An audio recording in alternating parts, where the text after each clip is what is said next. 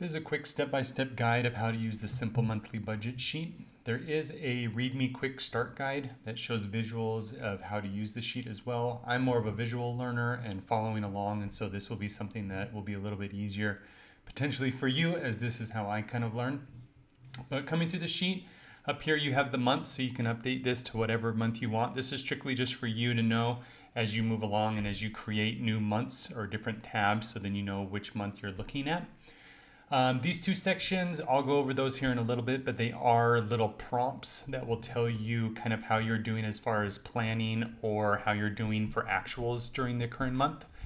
Right here, you can do the currency selection. So right now it's in dollars. If you wanted to change it to pounds or whatever currency you want, you can input that right here, just in this cell, and then it'll flow throughout the entire sheet.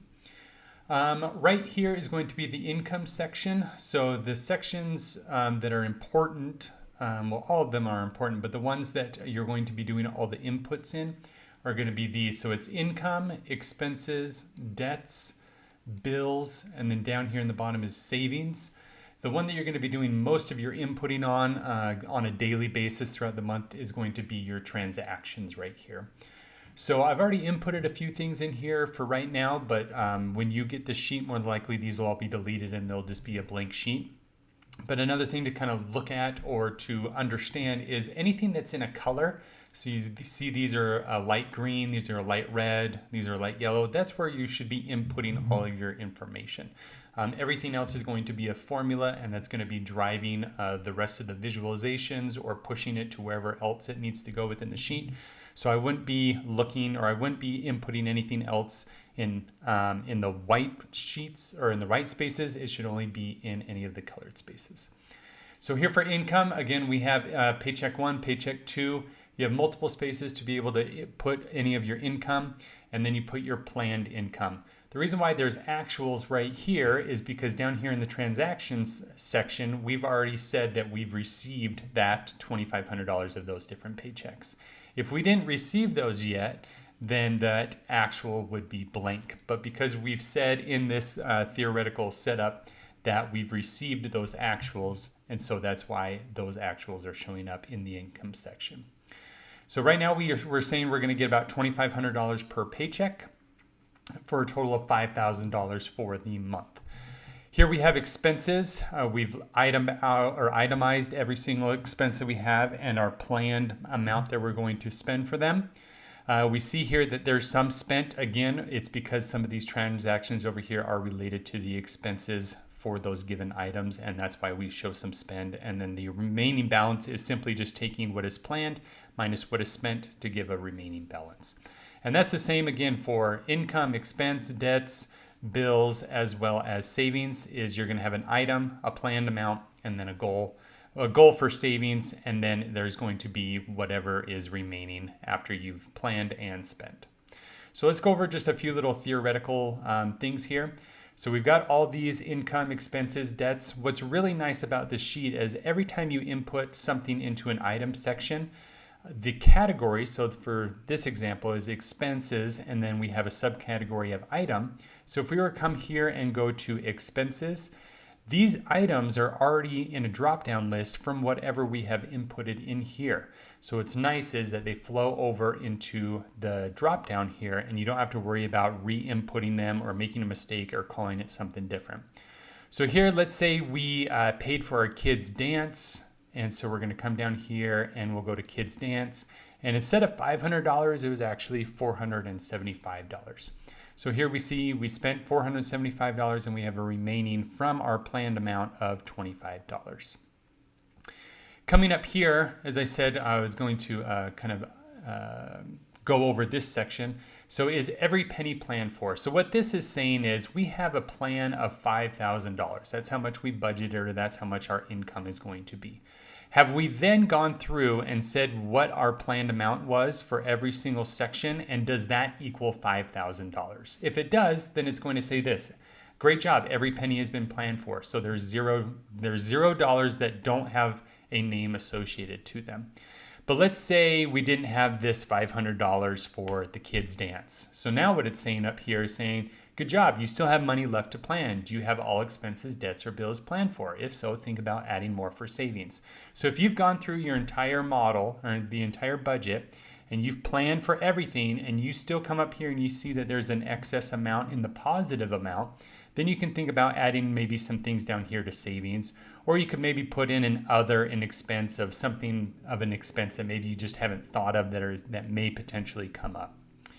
So right now we have $500 that we need to plan for. So let's put $500 there. And now it's showing 0 up here because we've planned for every dollar that we're going to be getting in income.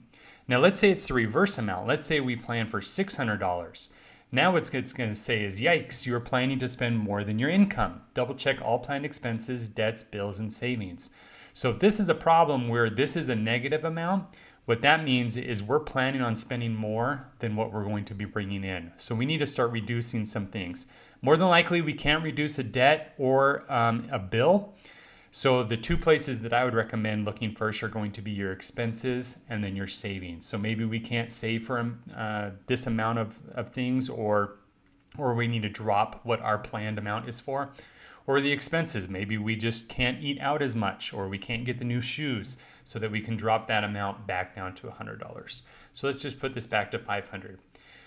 Over here, this says over under from plan. So we know that we have planned amount of $5,000 of income and we have planned amount of $5,000 to spend.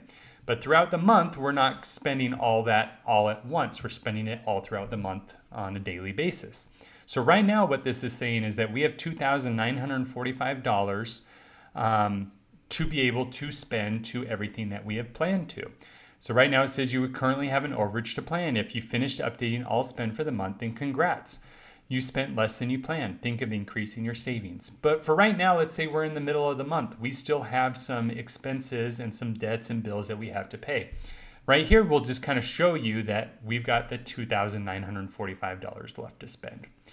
Right here in the cash flow section, this is basically saying the exact same information is up here, the total right here. So this difference for the cash flow is showing 0 right here, and the difference from actuals is showing right here of that $2,945. This up here just gives you a couple of little prompts of what to do to be able to help you plan and budget accordingly. These graphs right here are going to break down those 4 different kind of expense items. So you have expenses, debts, bills, and savings, so that you can kind of see a percentage basis of how much of your money is going to different places. And then over here, this is planned versus actual. And so it's a little bar chart that just kind of shows what was planned and then what is actually coming in. So right now we see we planned for our income, and what actually came in is total. We plan for a bunch more expenses. We're still technically, theoretically here in the middle of the month, so we still are going to expect to see all those expenses. And we still haven't paid a bunch of our debts, more than likely like our mortgage payment or something like that. Yeah, if we see right here, we planned for $1,500 for our mortgage payment, but we haven't spent it. So let's come over here and let's say our mortgage payment is able to be spent. So we'll come over here and that is a debt. And we'll come and it is our mortgage, and it is $1,500 because that's usually pretty static throughout the month. And now you can see that our debts is a big chunk of what our expenses are. And now that bar chart has come up to be able to show more of our expenses. That's pretty much it for the spreadsheet. The only difference for the savings down here is there's a previous month's total. So if you had some savings already for these different items, or if you want to copy this and move it to the next month for February, then you could just put in whatever your ending total was. And we could do that here in just a minute to show an example of what happens if it's the end of the month for January. Now let's move everything over into February. What's nice here is we do have a goal section that we can put here. So for this vacation, we have planned $350. We've saved $350, and our total is $350 because we didn't have any previous amount here. So we have left a goal, $4,650, and we are at 7% of our goal. There's also a nice little kind of bar chart graph that'll fill in this entire cell, which will show once it gets up to 100%. So that's pretty much it, again, for the model. It's very simple, but it's also very powerful because you're able to plan for every dollar that you have. So now let's say the month is over, January is over, and let's now make a new one for February. So what you'll come down here, you'll right click, and then you'll say duplicate. And I generally like to keep or copy this one over because then I don't have to input a lot of this stuff over again. More than likely, your paychecks are going to be the same, and as well as the planned amounts there. Your expenses may be different, but for this case, we'll say, oh, we're going to do all these exact same things with the expenses. Our debts are more than likely going to be the same, and our bills are more than likely going to be the same. However, the due dates are probably going to change. And the due dates don't push anywhere else, or they don't do anything. They're there just for your information. So what I'm doing is I'm just highlighting and then pressing delete. So if I come here, just highlight, press delete. I'm going to say this is the same plan for those, same for the debts, same for the expenses. Now, to make sure that the sheet now flows through everywhere that you want to, you'll want to delete the transactions because now we're starting a new month. And so we haven't had any of these incomes or bills or expenses come in through.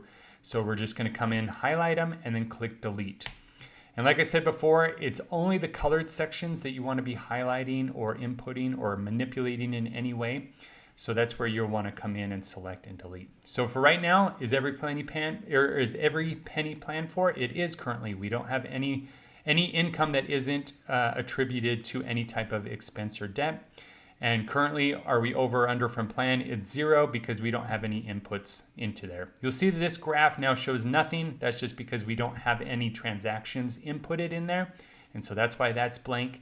And then plan versus actual. We see all our planned amounts, but there's no actuals that have come in because we don't have anything right here into the transactions. So again, we'll come up, change this to February because now we're into the month of February. If you want, you can change this right here to now say January so that you have the different months. This may pop up and say, hey, you're trying to edit it. That's just a prompt normally to just say, hey, you're editing something that you maybe shouldn't be, but it's okay in this instance because we're now calling this January. And now we want to call this one right here February. And then we can start with February. We'll input everything in here. Once we're done with February again, you'll just come up, right click, duplicate. It'll make a new one. And then we just redo everything that we just did. Like I said, super simple, but again, very powerful in all the information that you're able to get from this model. If you have any questions or anything, please feel free to message me. You can do it on Etsy, you can do it here on YouTube, or you can make a comment, whatever the case is. I'll try and keep an eye out for everything to be able to answer any questions that you have.